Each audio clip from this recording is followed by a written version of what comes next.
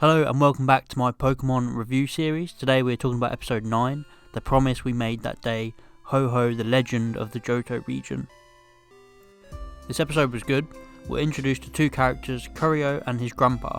The main story focuses around the grandpa. He had a lifelong dream of one day meeting Ho-Ho, but after years of searching he became bitter and disbelieving that Ho-Ho actually exists, until Ash and Go come along because they heard stories about the Ho-Ho sightings.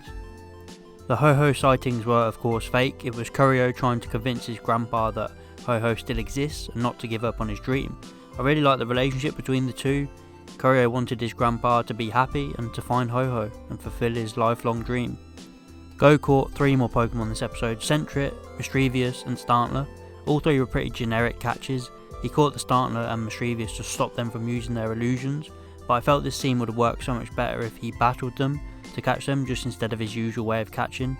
Battles always make a capture more memorable. It was also cool to see every single Pokemon he caught so far back in the greenhouse at the lab.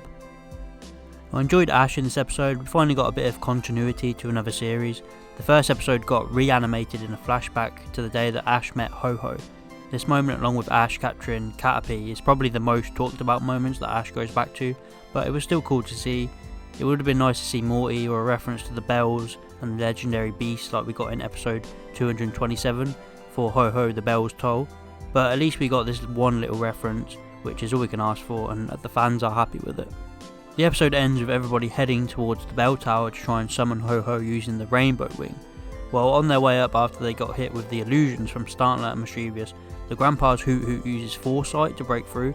This really reminded me of episode 121, Illusion Confusion, where Ash needed a Hoot Hoot to pass through the forest without getting hit by an illusion. But when they make it to the top, the grandpa's faith is restored when he sees the Rainbow Wing light up, and then Ho-Ho comes out of the clouds and finally fulfills his dreams. I was fully satisfied with the ending. I'm glad that the grandpa saw it but Ash didn't, because having Ash see Ho-Ho for a third time would have been maybe just a bit too much. Overall, this episode was good, a lot stronger than last week's episode. It still wasn't the most entertaining, but it had some good story to tell. Ecruteak City looked wonderfully animated, and we got a reference to the good old days. I would give this episode a 7 out of 10.